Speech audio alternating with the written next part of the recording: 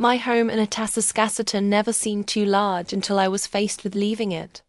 Every room, every nook was filled with memories from my life, rich and full despite the hardships. 67 years is no small number, and most of that time had been spent right here in this quaint one-story house on Burwood Avenue. Double quotes, Mom. Are you sure you've got all your meds? Lawrence asked for the 10th time, checking my bag as if I were a child heading off to summer camp. If I hadn't checked them myself 3 times, do you think you'd have noticed if one was missing? I smiled, watching my son's face, full of concern that he was a good boy, my Lawrence, the only child life had given me. He stood tall with brown hair, beginning to grey at the temples, and had inherited my blue eyes, the only trait I could claim as mine. Everything else, however, came from Webster, my late husband. I just don't want you to forget anything, Lawrence continued, his voice taking on a doctor's tone. Despite his work as an engineer. It had been 2 weeks since the doctors told me it was a mild stroke. Mild, what an odd word to describe the event that turned my life upside down. Weakness in my left arm, dizziness, and nightmarish headaches. That was the toll it had left on me. Then there was the fear, the terror, that next time there might be no one around to help. That was why I'd agreed to Lawrence's offer to move in with him. Temporarily. Temporary. The word repeated in my head like a mantra as I watched my son load my things into the trunk of his minivan. Don't worry, Mom, he said, catching my eye. As soon as you're better, we'll put everything back. I nodded, unable to speak. My home, my sanctuary, my fortress, I was leaving it behind, my heart heavy with the uncertainty of what lay ahead. Lawrence and Tamantha's house was in a new neighborhood in Itasca, only 20 minutes from mine.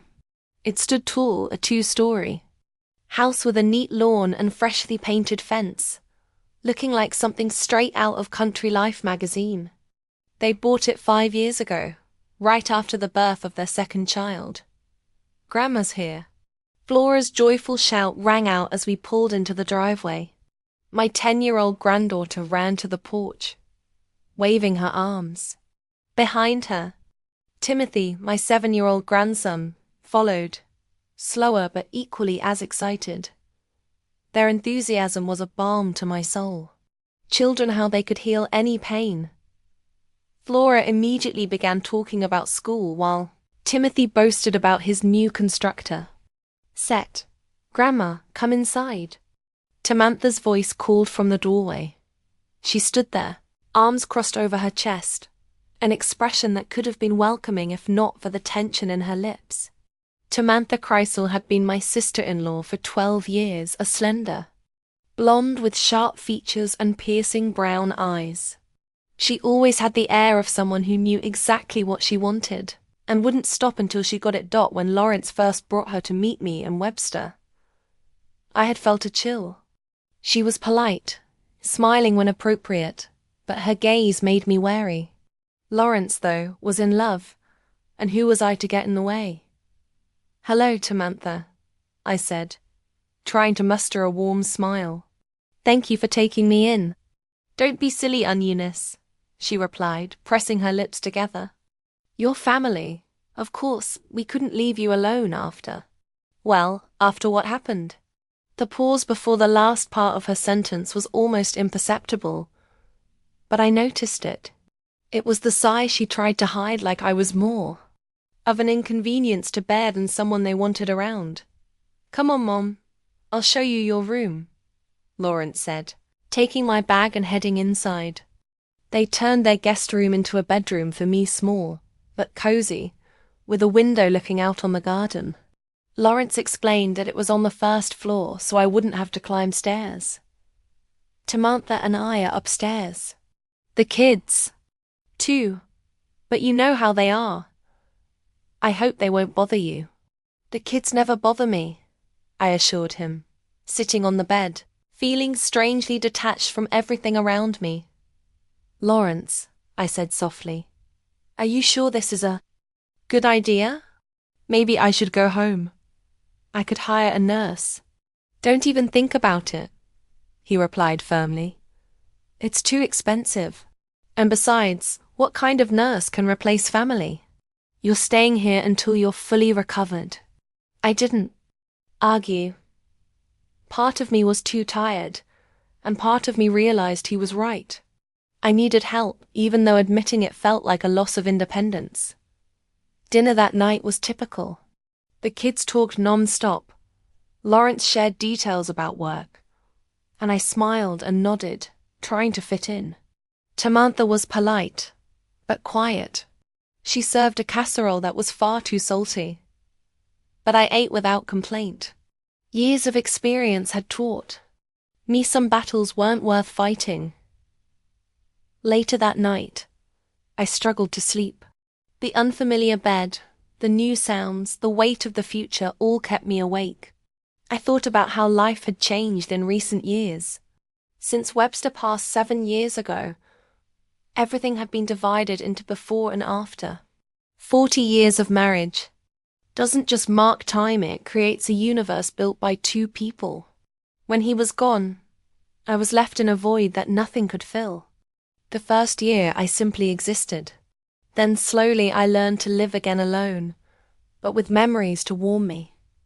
5 years ago, when Lawrence and Tamantha bought their dream house but couldn't afford the mortgage, I didn't hesitate to offer my help. I'll wire you money every month, I told him. Consider it my contribution to my grandchildren's future. Mom, that's too much, Lawrence said, touched but unsure. Webster left me enough, I reassured him, stroking his arm. And I have a good pension. I don't need much on my own. He agreed, though he made one condition. Tamantha can't know. She has a complicated relationship with money and aid. She wants to feel like we've done it all ourselves. I didn't argue though, I thought it strange. In my mind, a family should share everything, no secrets. But Lawrence was an adult, and I respected his decision. Every month I transferred nearly half of their mortgage payment into their account, while Tamantha remained oblivious. Now, lying in their guest room, I wondered if she had any idea how much of my money was invested in those walls, and how her attitude toward me might change if she did. The next morning, I awoke to the sounds of children's voices and the aroma of coffee. It was earlier than I usually woke at home. I pulled on my robe and went into the kitchen, where Tamantha was making breakfast, and the kids were sitting at the table eating cereal. Good morning, I greeted, trying to sound cheerful, despite the headache that had settled behind my eyes. Grandma. Timothy jumped out of his chair and rushed to me. I drew this last night. Do you want to see it? Sure, honey, I said, my heart melting at his excitement. Timothy, sit down and finish your breakfast. Tamantha's voice was sharp. Grandma's not going anywhere. You can show her later. I made my way to the coffee pot, but Tamantha beat me to it. But can you have coffee after a stroke? She asked, her voice tinged with concern. Her eyes, however, remained cold. Maybe tea would be better. The doctor said a cup of coffee a day wouldn't hurt, I replied, trying to mask my rising irritation. But thank you for your concern. I just don't want anything to happen to you while you're here, she said, shrugging.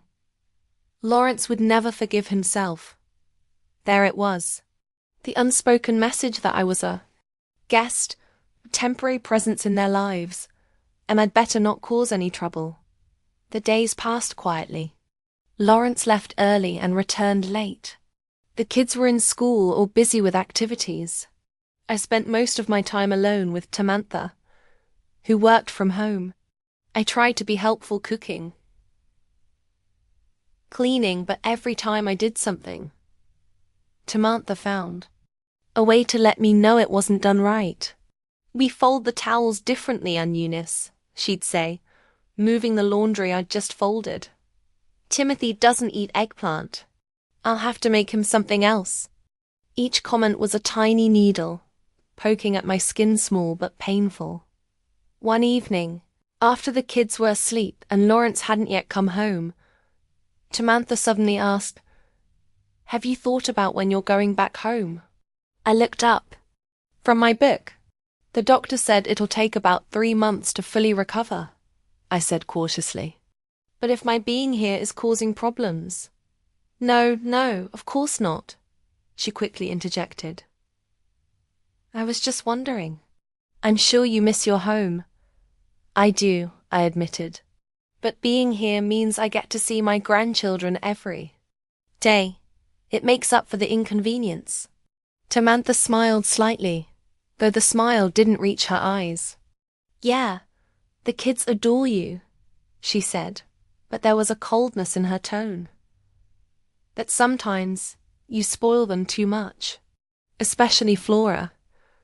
She's not a little girl anymore. She needs to learn responsibility.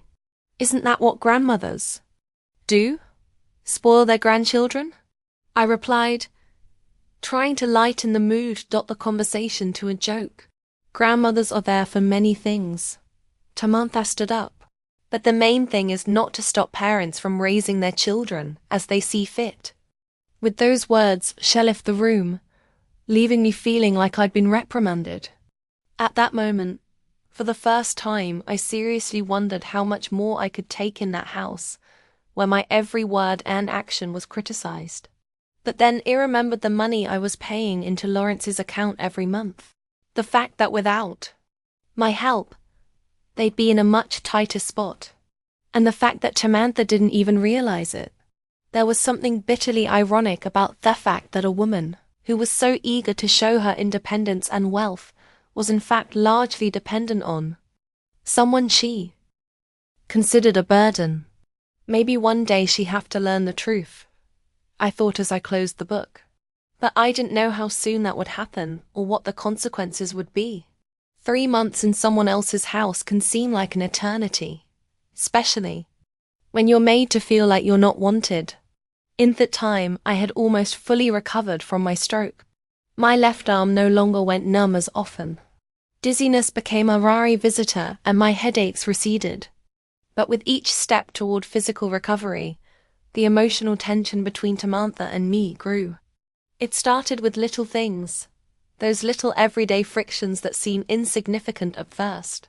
For example, the morning I decided to make pancakes for my grandchildren. "Grandma makes the best pancakes in the world," Flora said excitedly as I kneaded the batter. "Chocolate chip like I like." Timothy jumped up and down. "Sure, honey." I smiled as I pulled a bag of chocolate chips out of the cupboard. "Just not too much sugar and chocolate," Samantha intervened, entering the kitchen. "Timothy has a dental checkup next week." "I put just a little," I assured her. "My recipe isn't that sweet. That's what everyone says." She shook her head skeptically. "Besides, the kids had already had cereal for breakfast." "But we're still hungry, Mom." Timothy wed. "Grandma's pancakes are a special breakfast," said Flora. Samantha pressed her lips together, but didn't say anything and just left the kitchen. The pancakes turned out well and the children were delighted. But when Lawrence told me later that Samantha had complained to him about how I wasn't undermining their healthy eating habits, the joy of the little culinary victory was dampened. From that day on, situations like this began to happen more and more often. It seemed that whatever I did drew Samantha's disapproval. If I helped Flora with her homework, Samantha thought I was doing too much for her. If I washed their children's clothes, she told me that each item had its own laundry regimen. If I cleaned the living room, it turned out I'd put a vase in the wrong place. "And Eunice, we appreciate your help. We really do," she told me once. "But we have your own rules, and it would be nice if you would respect them." I replied, feeling the irritation building up inside me. "But sometimes it's hard to guess what order I'm breaking. Just a skiff, you're not sure." Samantha's smile was cold. "Or better yet, rest. You don't have to do anything. You're in the position of as a guest." There was that word again, guest. She managed to pronounce it in a tone that made it sound like sponger. Lawrence noticed the growing tension, but tried not to interfere. When I tried to talk to him, he waved it away. Mom, you know Tamantha. She just likes things to be her way. Don't take it personally. This is her home. I tried to be fair. I guess I was taking on too much. It's our home, he corrected me. And you're not taking on too much. It's just, well, there's friction. That's normal. But the friction was becoming more and more noticeable every day. Particularly tense was the child rearing situation. Tamantha adhered to strict rules. The schedule was timed to the minute. Lessons, chores, limited time for games and TV. I, who grew up in a different time and had different views on parenting, often didn't understand why I couldn't give my child an extra 15 minutes to play a favorite game or allow a second cookie. Grandma, can I go Tobe later tonight? Flora asked me one day. There's my favorite unicorn movie on TV. Sure, honey, I smiled. Just a half hour later. I guess it's okay. No, you can't, Tamantha said, who had overheard our conversation. Tomorrow is school and we won't break the routine. But Mum, Flora started. No buts, Tamantha was adamant. And Eunice, please don't make promises to the children that go against our rules. Flora went to her room with a resentful look, and I was left feeling like I'd been told off like a negligent schoolgirl. Every time I transferred money to Lawrence's account to pay the mortgage, I wondered if Tamantha knew how much I was actually helping their family. In those moments, the bitterness of her attitude toward me became especially acute. I'd never considered my financial assistance a reason for reason. Special treatment, that basic respect didn't seem like such a big ask. Are you sure the amount I'm transferring is enough for you? I asked Lawrence one day when we were alone together. If you need more. No. Mum, he said embarrassed. You do too much for us already. We're doing fine. Does Tamantha still not know? It wasn't the first time I'd asked that question. We had an agreement, remember? He looked at me with concern. You didn't tell her, did you? Of course not. I shook my head. But I feel like this secret is only making things more difficult for us. She just has a very strong sense of independence. Lawrence ended his wife as he always did. It's important for her to think that we've achieved everything on our own. I didn't say that pride was good when it wasn't built on lies. Instead, I just nodded and changed the subject. One day, while cleaning the house, I happened to come across boutique receipts and boxes of expensive shoes. Tamantha couldn't skimp on herself. Brand name clothes, designer handbags, jewelry, all of it cost a lot of money. Money that I knew their family could only afford thanks to my monthly help. That same evening, Tamantha returned with another purchase. A new dress that she said was just the thing for an upcoming corporate event. $400 isn't that much for this quality, she said, showing the dress to Lawrence. I sipped my tea in silence, thinking about the fact that that amount was almost half off what I was putting toward their mortgage each month. Tamantha caught my gaze and misinterpreted it. Don't you like it, Eunice? She raised an eyebrow. Too modern. For your taste. The dress is lovely. I tried to smile. I just thought it was really cheap. What can you do? Quality things cost money. She shrugged. Fortunately, we can afford it. Lawrence makes good money. Lawrence blushed slightly at those words, and quickly turned the conversation to another topic. I saw his embarrassment and understood the reason for it, but I remained silent as I had done so many times before. Every day, however, my patience was wearing thin, especially after the children's party. Flora had wanted to celebrate her 11th birthday in a big way, inviting the whole class, ordering a big cake, putting on a show. Tamantha was against it. thinking it was a waste of money. It's enough to invite 5 or 6 close friends, she insisted. Big parties are a waste of money. But Molly Bates invited everyone last month, Flora argued. And they even had a real magician. We're not the Bates family. Samantha cut her off. We're on a different budget. Seeing the upset look in her granddaughter's face, I couldn't take it anymore. I could help with the party, I suggested. It would be my gift, oh Flora. Samantha looked at me as if I had said something indecent. Thank you, Eunice, but we can organize a party for our daughter just within reason. I just wanted to help. I felt the color flood my face. And we appreciate it. Her tone said otherwise. But you can't teach your kids that you can have whatever you want. That's bad parenting. After that conversation, I went to my room feeling resentful and angry. Not only had I been rejected, but I was also accused of being a bad influence on my grandchildren. At the same time, Samantha herself didn't think it was shameful to spend hundreds of dollars on another dress or bag. That night, I couldn't sleep. For a long time thinking about the situation. Maybe I should have just gone back to my house. I had already recovered enough to live on Mjorn, but the thought of no longer seeing my grandchildren every day was heartbreaking. The next morning at breakfast, Samantha announced, "We're having dinner with my parents on Saturday. They've been wanting to visit us for a long time." "That's wonderful," Lawrence said. "I've missed your parents." Samantha's parents, Harold and Vivian Crystal, were peculiar people. Harold, a former military man, believed that everything in life should be subject to strict discipline. Vivian, a housewife, fully shared her husband's views and transferred them to the upbringing of their only daughter. No wonder Samantha grew up as she was, used to controlling everything and hardly accepting other people's opinions. "I'll cook something special," I suggested. "Maybe my special apple pie." "No need." Samantha didn't even look up from her coffee. "I've already made up the menu and ordered from the catering company." "Catering?"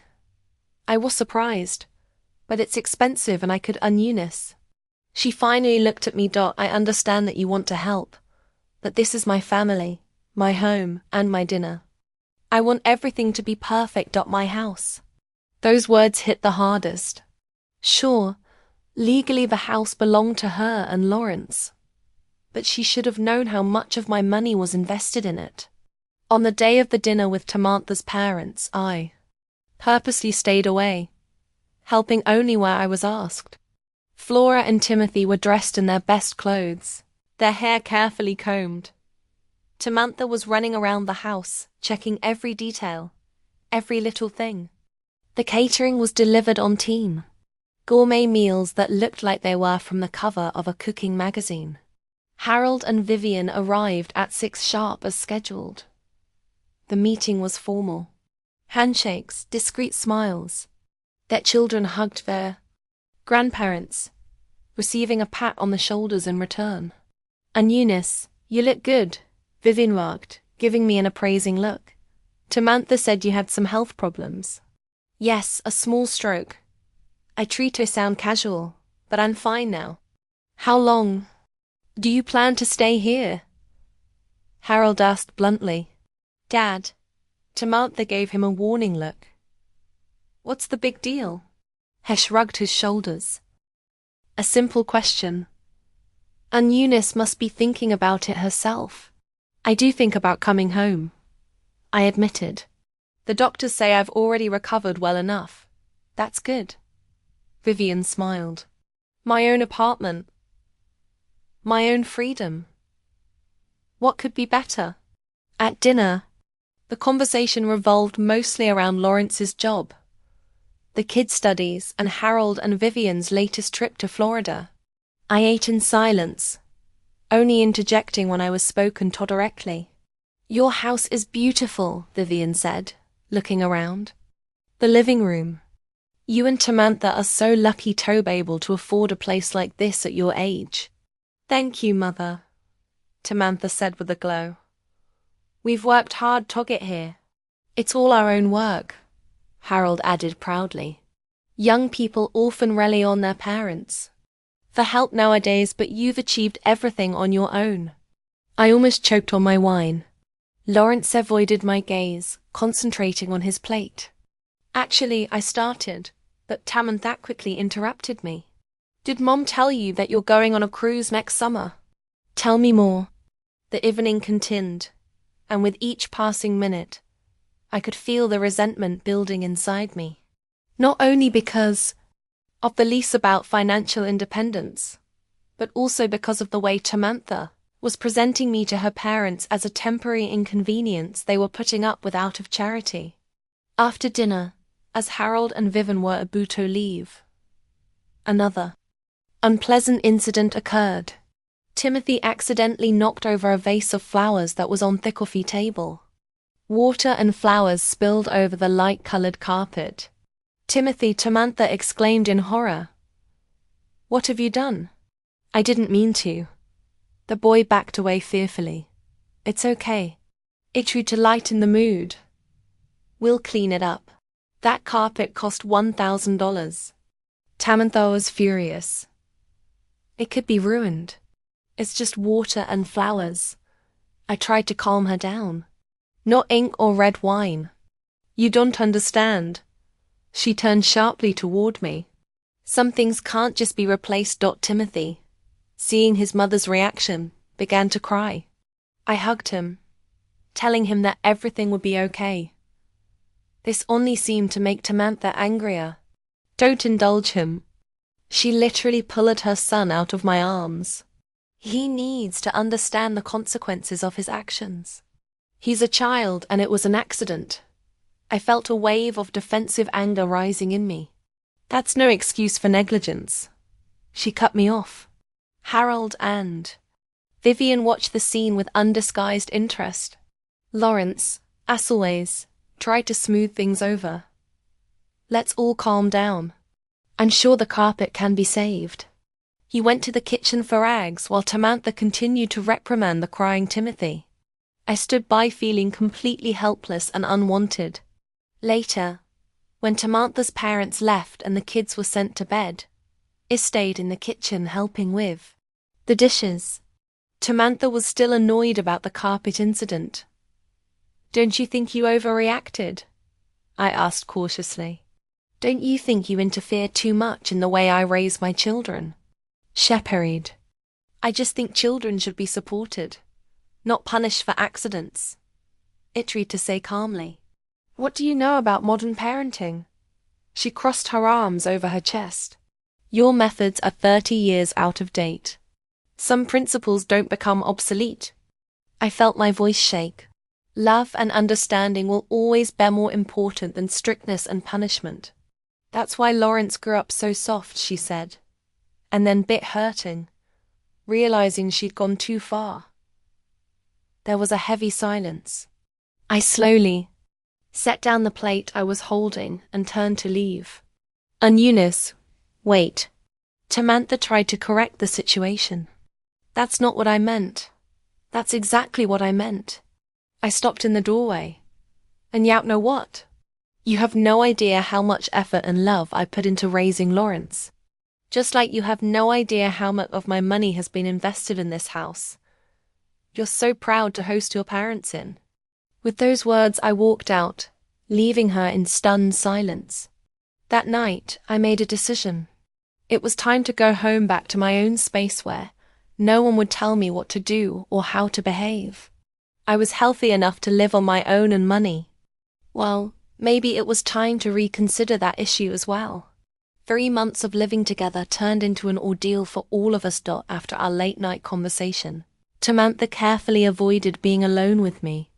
When we did cross paths, she limited herself to formal greetings and brief phrases about the weather.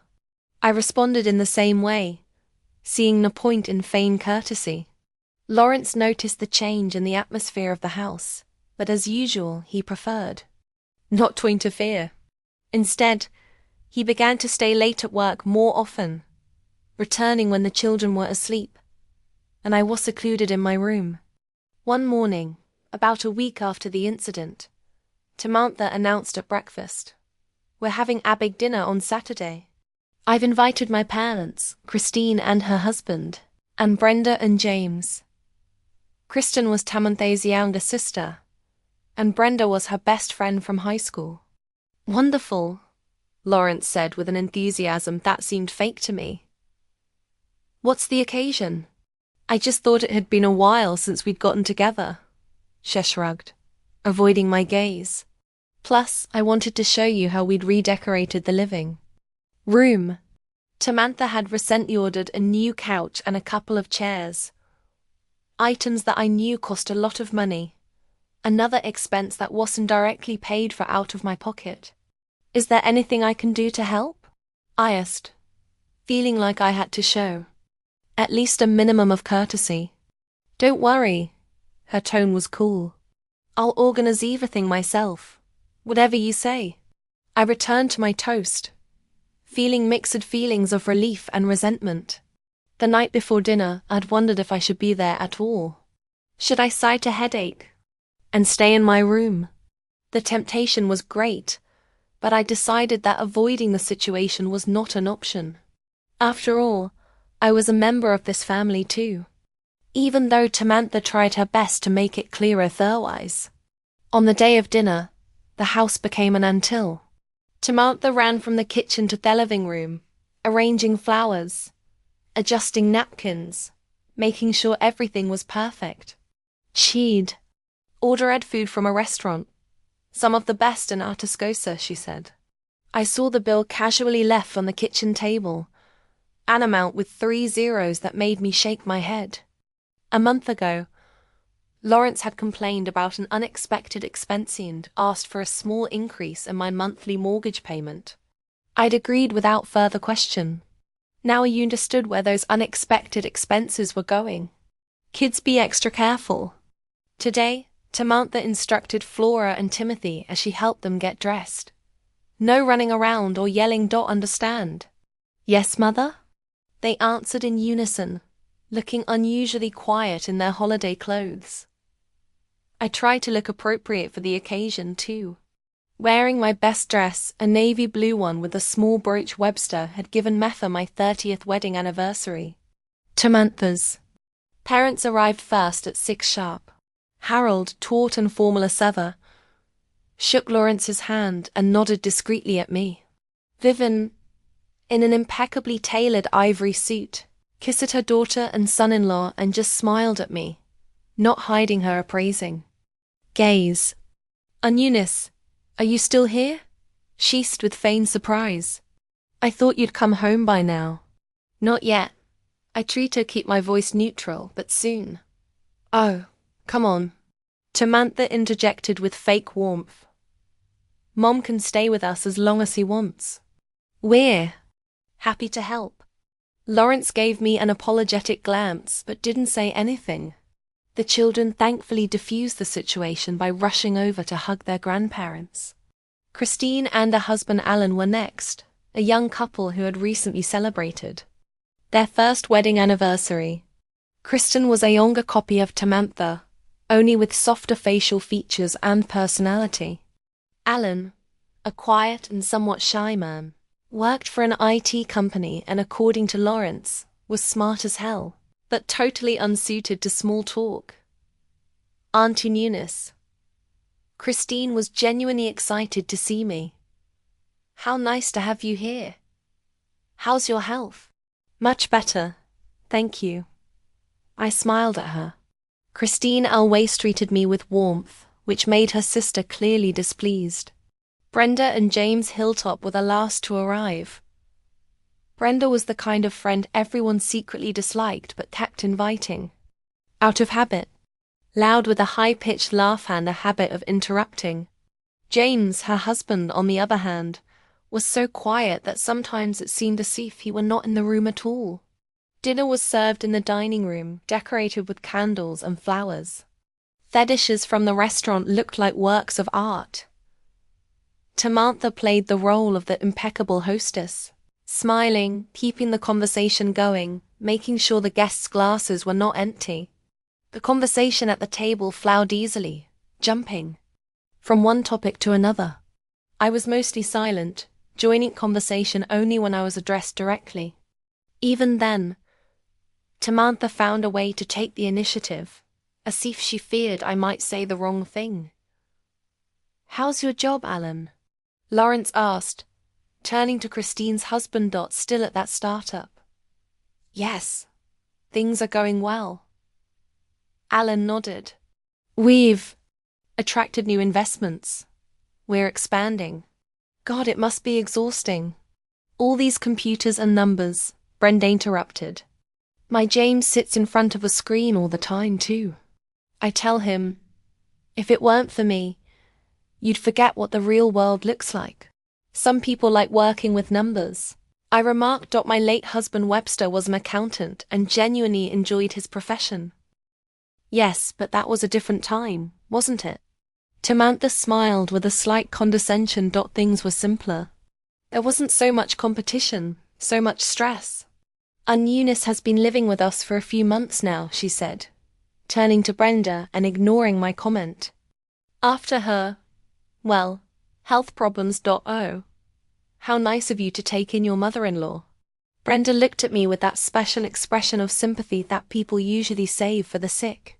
A lot of young families aren't willing to make that kind of sacrifice. "No sacrifice at all," Samantha feigned modesty.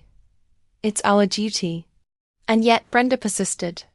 "It must be difficult, especially with kids and work and everything." "It can be hard," Samantha sighed with the look of a martyr, "especially when there are disagreements about parenting." I felt the color flood my face. She was doing it deliberately, making me look like a problem, a burden they had to put up with. "I think different perspectives on parenting can be helpful," Christine interjected, sensing my tension. "Children learn to see the world from different perspectives, as long as they don't undermine parental authority," Samantha said, glaring at me. It was a direct attack, and everyone at the table realized it. There was an awkward pause which Lawrence interrupted with a hasty change of subject.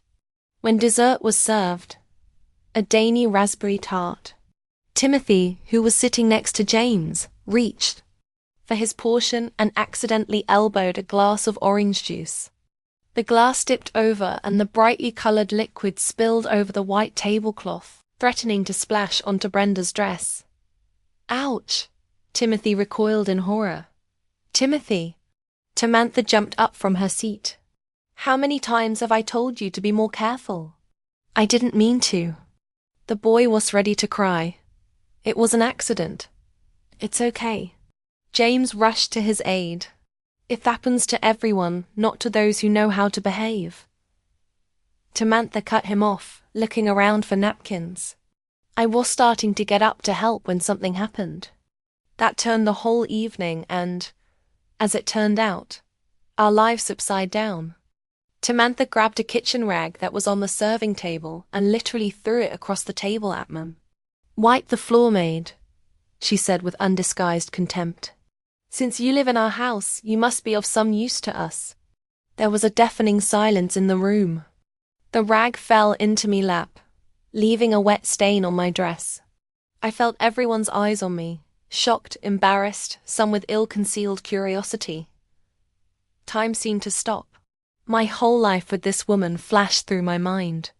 Years of restrained dislike, months of open defiance, weeks of direct insults. And all those years I'd helped them, giving a good portion of my money so they could live in this house Samantha was so proud of. I stood up slowly, straightening to my full height. My hands were shaking, but my voice was firm when I finally spoke. "Prepare for eviction." Samantha stared at me with a look of bewilderment that quickly changed to mockery. "What?" She laughed, looking at the guests as if inviting them to share in the absurdity of the situation. "Are you serious?" "Absolutely." I felt strangely calm, as if I had finally made a decision that was long overdue. "As of today, I'm going to stop paying your mortgage." A laugh froze on Samantha's lips. She turned pale, shifting her gaze incomprehensibly from me to Lawrence. "What is she talking about?" Her voice trembled. Lawrence looked as if he wanted to fall through the ground. "Mum," he began, but interrupted him. 5 years. I looked around at the stunned guests. "For 5 years, I've been transferring money every month so your family could afford this house. Money that covered almost half of the mortgage payment." "That's not true."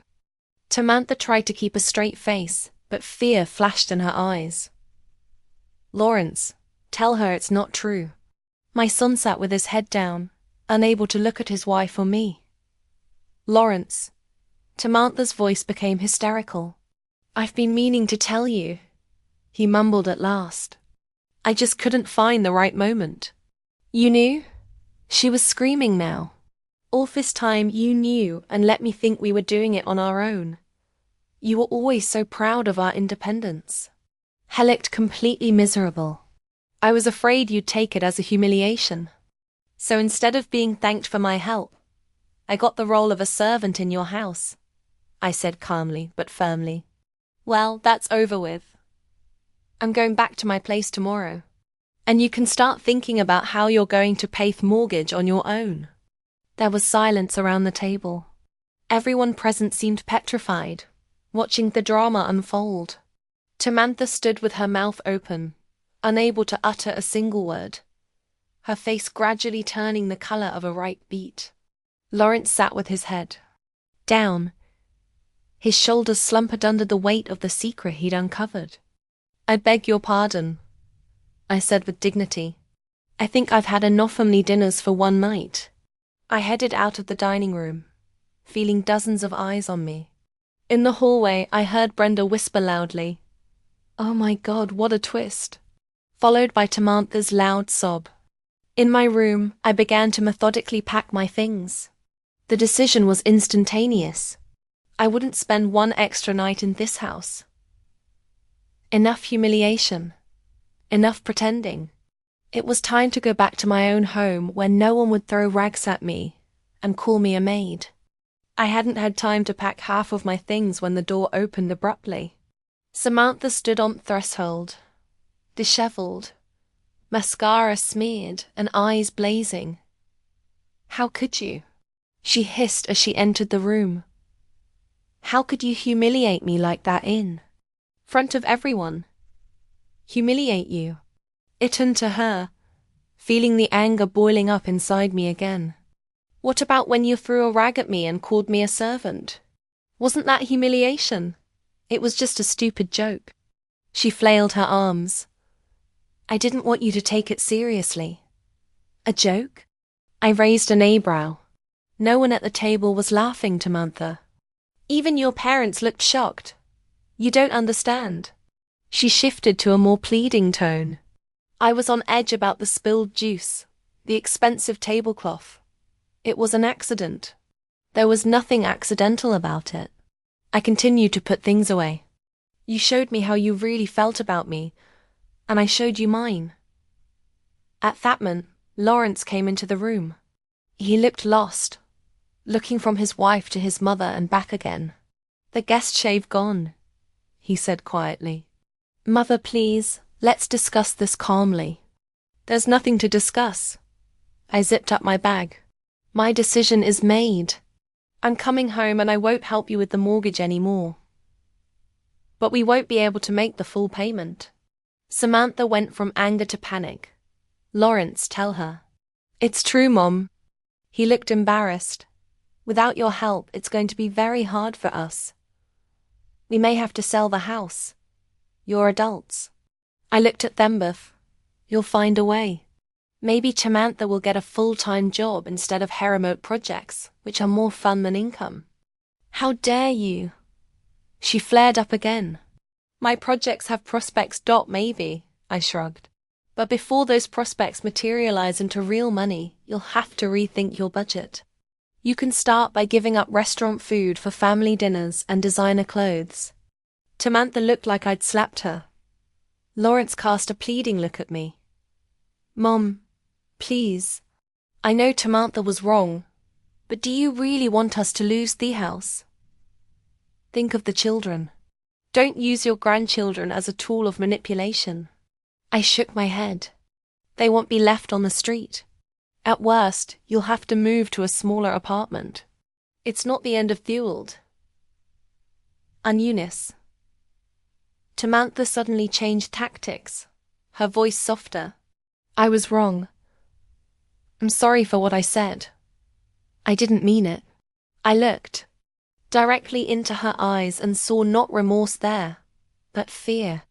Fear overflowing the comfort of a comfortable, expensive home. The ability to spend money on my whims. It wasn't an apology, but an attempt to maintain the status quo.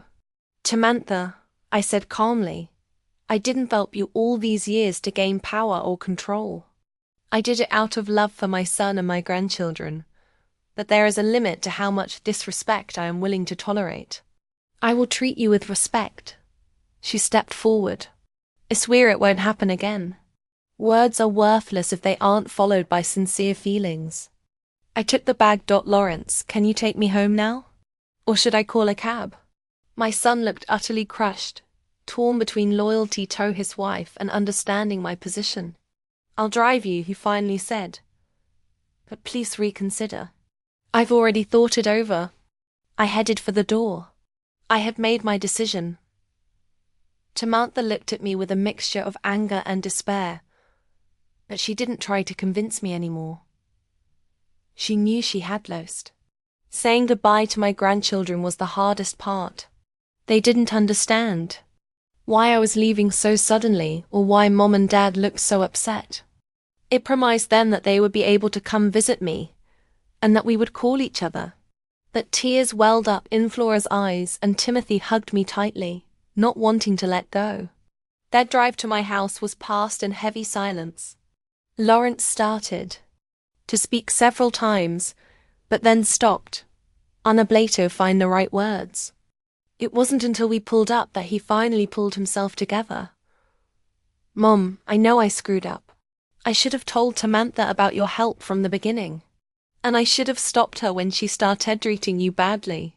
Yeah, I should have. I wasn't about to soften the blow. But you always avoided confrontation, Lawrence. You always took the path of least resistance. I wanted everyone to be happy. He looked so young and lost in that moment that my heart shook. But he ended up making everyone miserable. Not everyone. I put my hand on his shoulder. You gave your children a good home and a stable childhood. That means a lot. And now we could lose all of that. He shook his head. Without your help, we really won't be able to make the full mortgage payment. You have the options. I tried to sound reasonable. Tamantha could get a full-time job. You can refinance your mortgage for a longer term. At the very least, you could sell the house and buy something more modest. Tamantha will never settle for a smaller house. He grinned bitterly. You know how obsessed she is with status, the impression she makes on others. That's her problem, not yours. I opened the car door. Thanks for the ride. And Lawrence, I'm still your mother. I still love you, but I won't fund disrespecting me. With those words, I got out of the car and headed toward my home, a place that 3 months had seemed so far away, almost unreal. As I opened the door, I felt the tension of the last few weeks begin to let go. Here I was, the mistress. Here, no one could tell me what to do or how to behave. The first thing I did was call the bank and cancel automatic payments to Lawrence's account. It was a strange feeling, as if I had cut the invisible thread that had connected me to my son and his family all these years. But along with the slight sadness came relief. Now my money will be spent on me, not on the whims of a woman who considered me a burden. In the evening, the phone rang. I was sure it was Lawrence, but Tamantha's name popped up on the screen. I hesitated, but then answered. Eunice. Her voice sounded unusually soft. I wanted to apologize again for yesterday. I shouldn't have said what I said. No, you shouldn't have. I wasn't going to make it easy for her.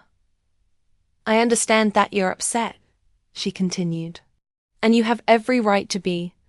But please think about the consequences. We could lose the home the kids love so much.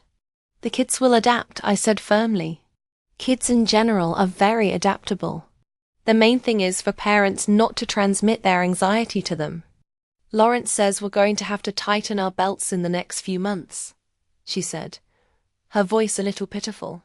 Maybe even cancel Flora's summer camp. She's been looking forward to it. This is it. Manipulation through grandchildren, just as I expected.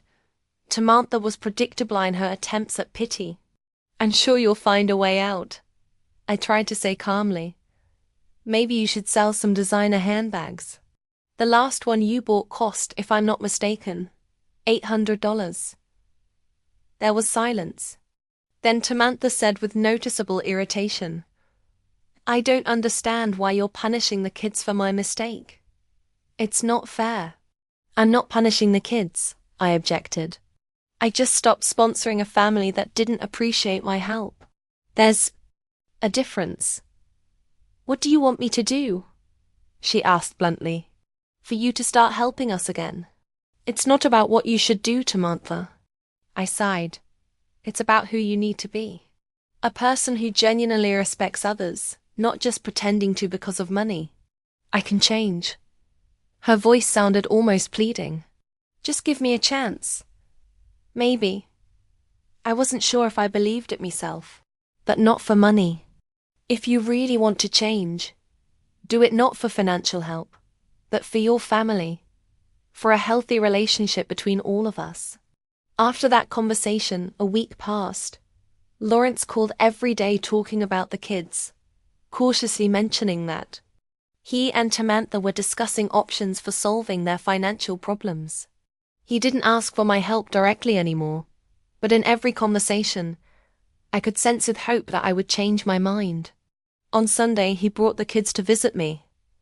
They were quieter than usual, as if they sensed the tension between the adults.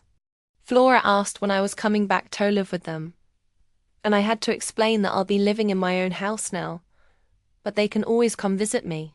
Mom says won't be moving too, Flora said, watching my reaction to an apartment-based house. Costs too much. Sometimes families have to move, I tried to say calmly. But it's not where you live that matters. It's that you're together. But I love our house. Her lower lip trembled. I have friends there. My room, my garden. I hugged her, feeling my heart clench with pain. Perhaps I had been too cruel. Maybe I should have compromised.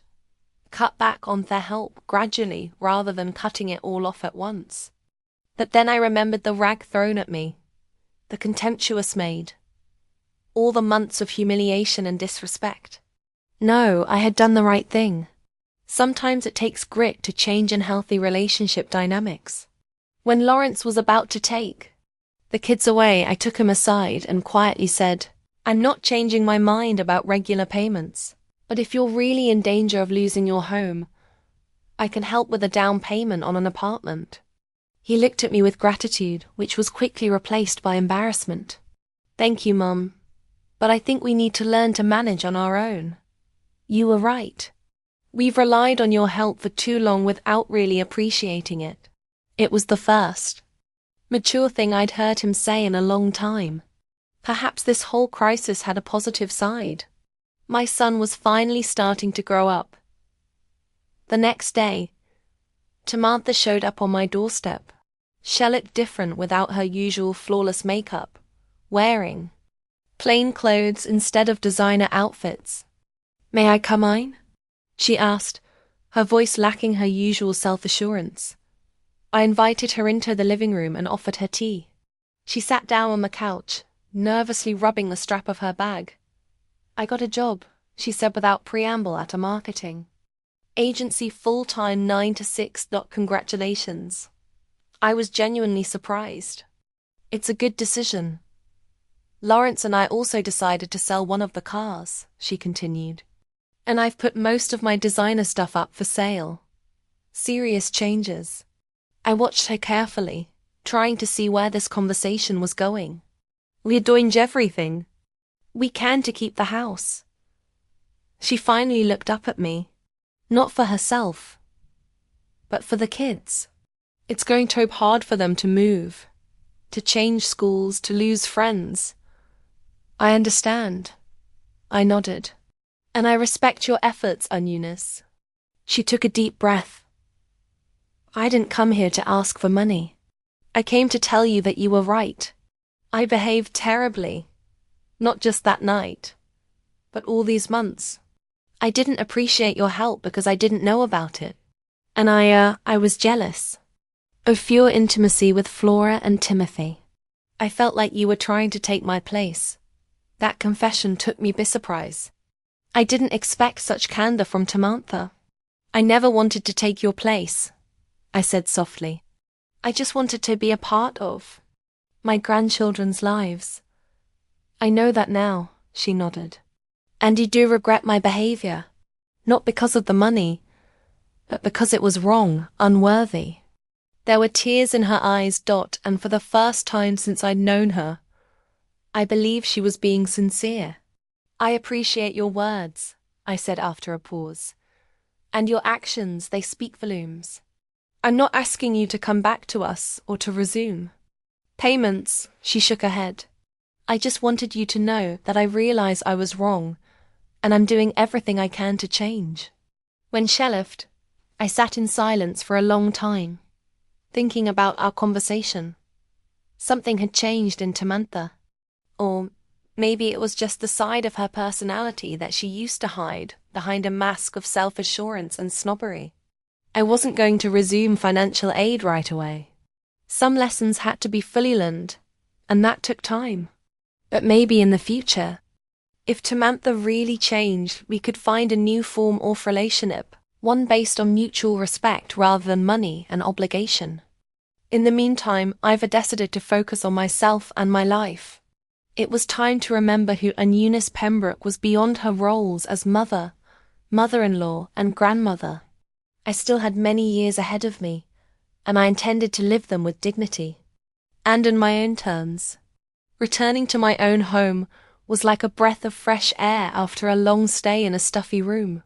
For the first few days, I just enjoyed the quiet and the opportunity to do what I wanted, when I wanted, and how I wanted. No one commented on my actions, rolled their eyes at my suggestions, or made me feel superfluous. My dwelling greeted me with a layer of dust and a slight musty odor, but I enthusiastically set about cleaning it.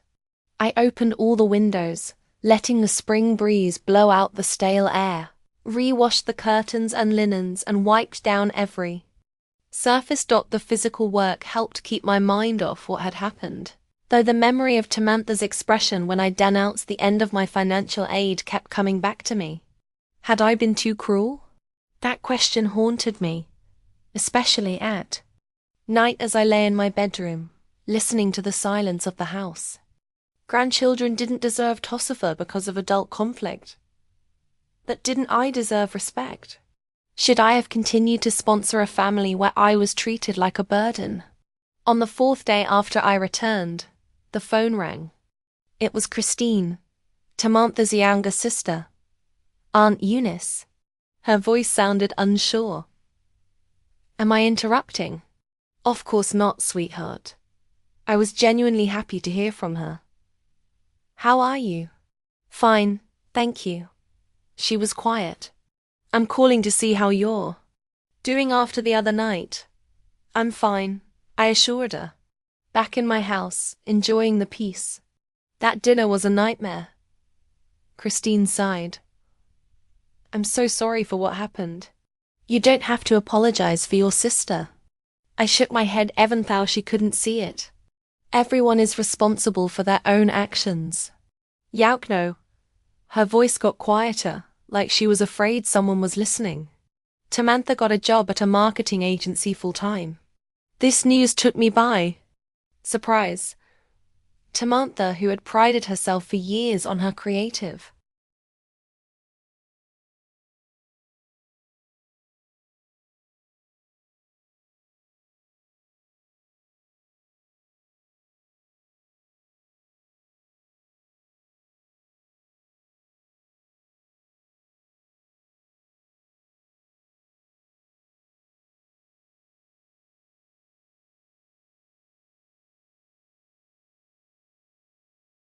projects with flexible hours, had suddenly accepted a regular office job. Really? I couldn't hide my surprise.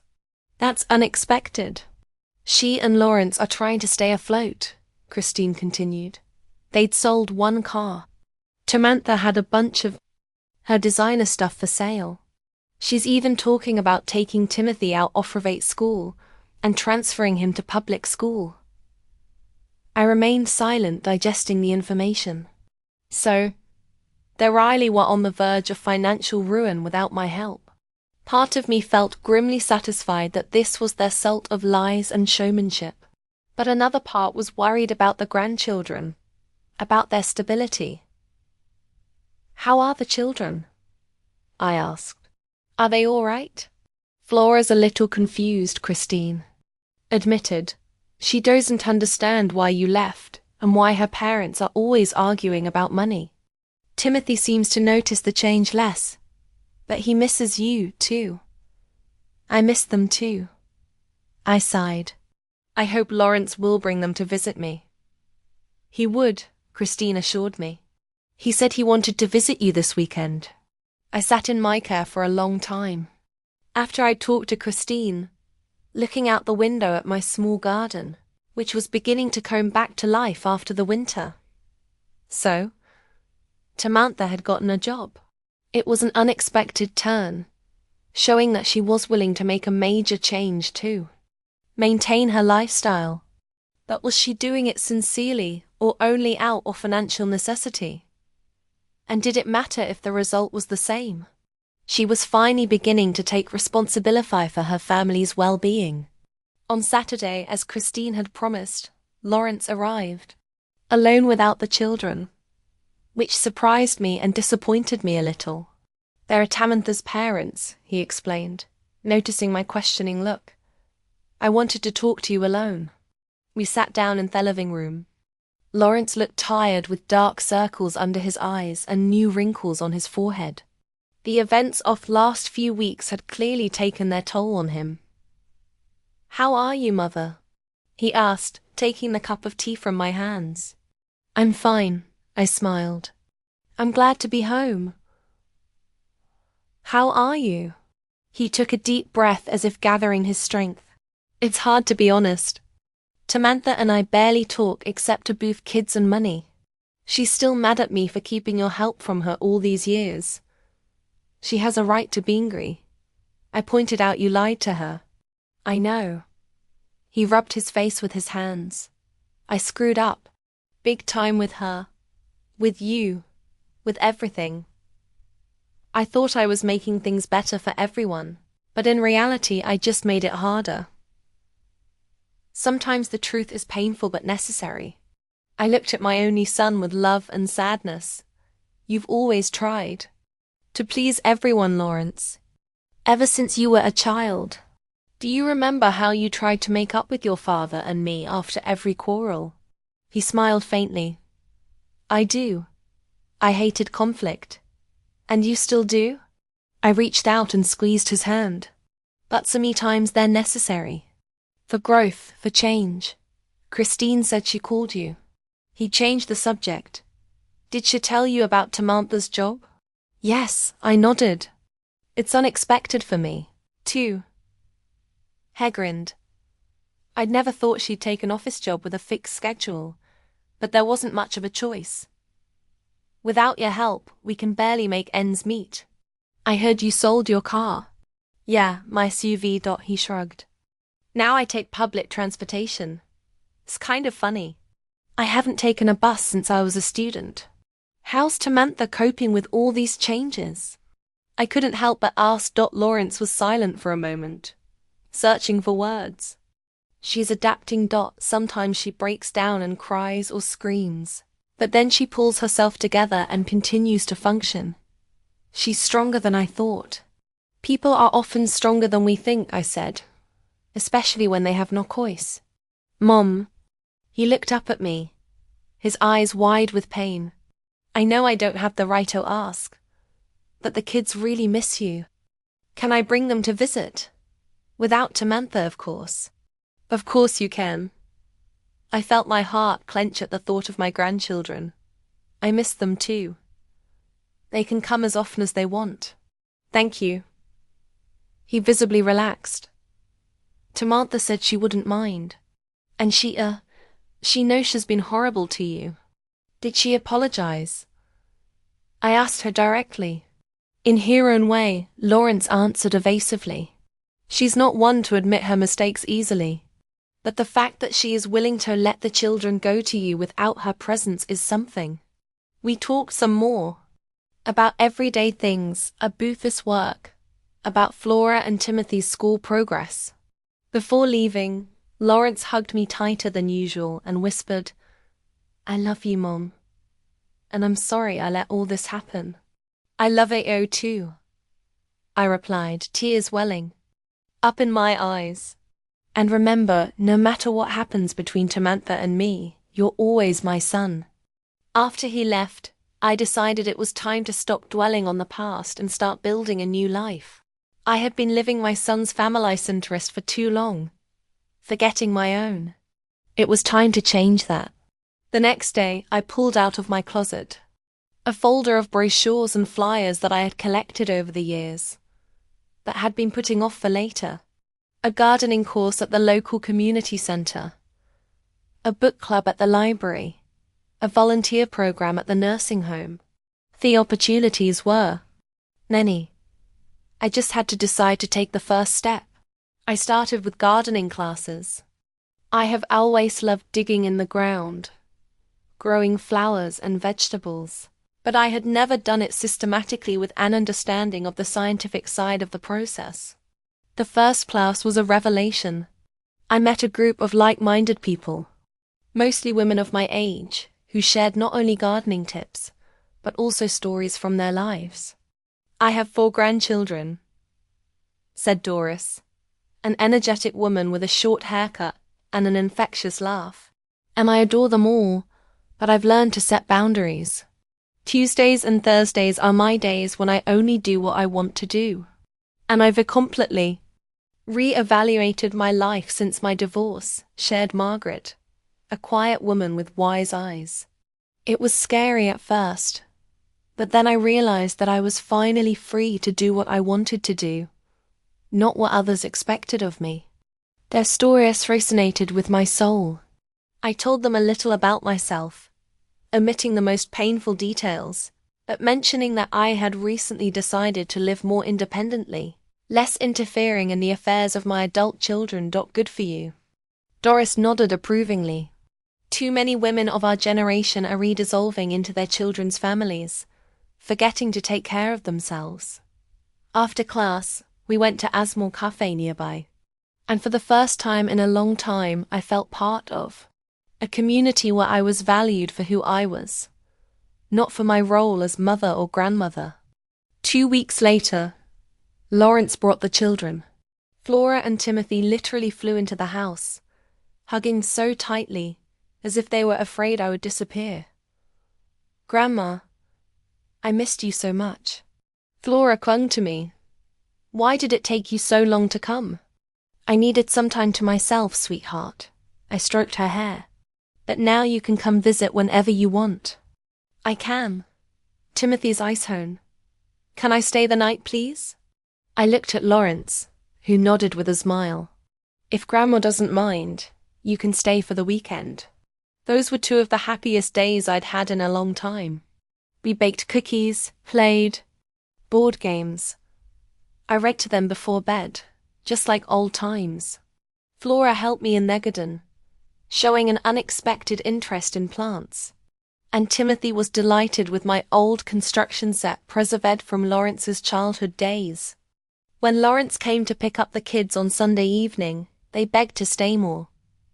But school the next day left no choice. "Next weekend?" Flora asked hopefully, looking at her father and me. "We'll see," Lawrence replied diplomatically. "Mom may have plans." As the children got into the car, Lawrence lingered on the porch. "Thank you, Mom," he said quietly. They hadn't been this happy in a long time. At home, tense. Still, I frowned. "Tamantha's trying," he sighed. "He really is, but the stress is taking its toll. She's not used to this kind of life.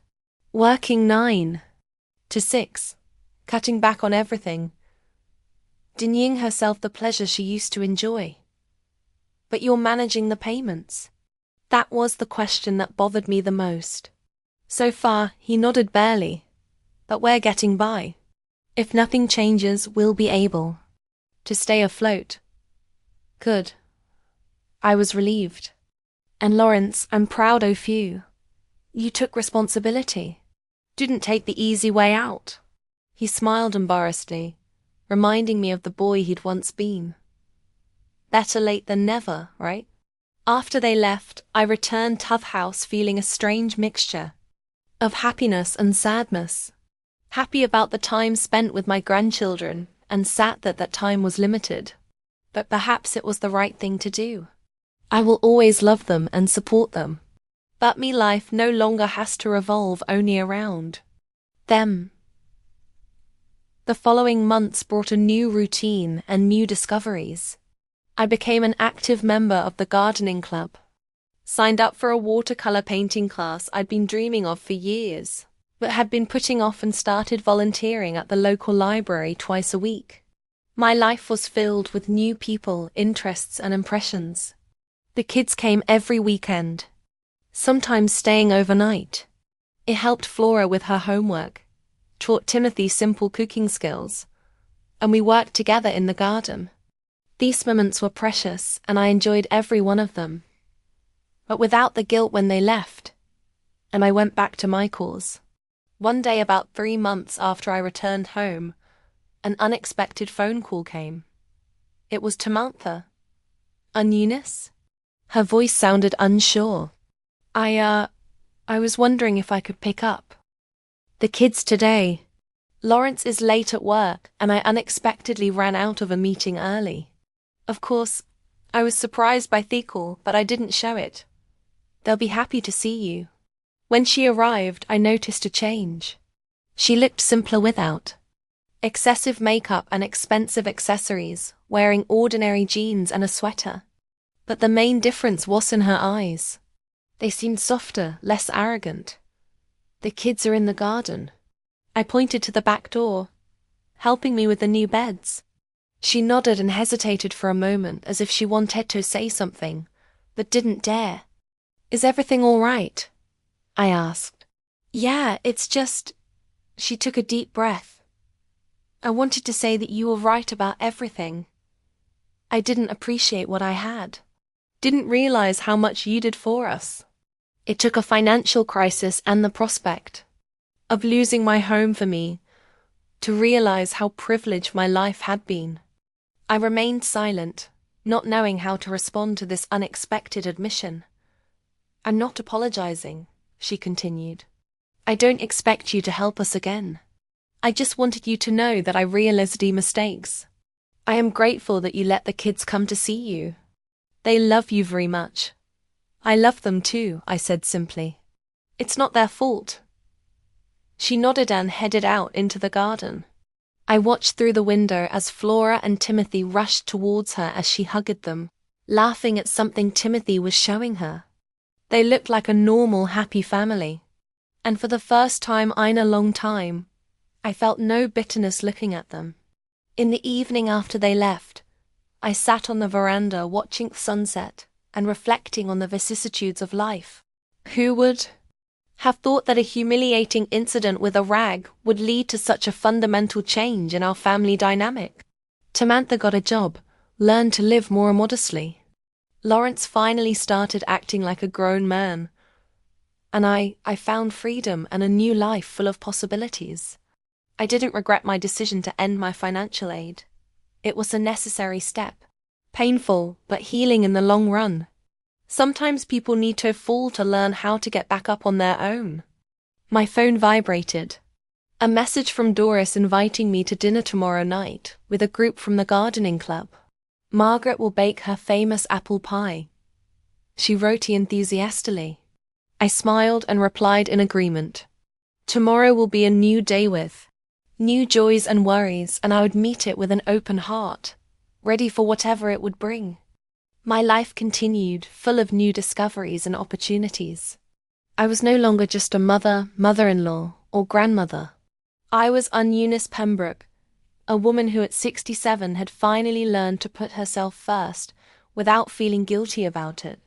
And that was the most important accomplishment of my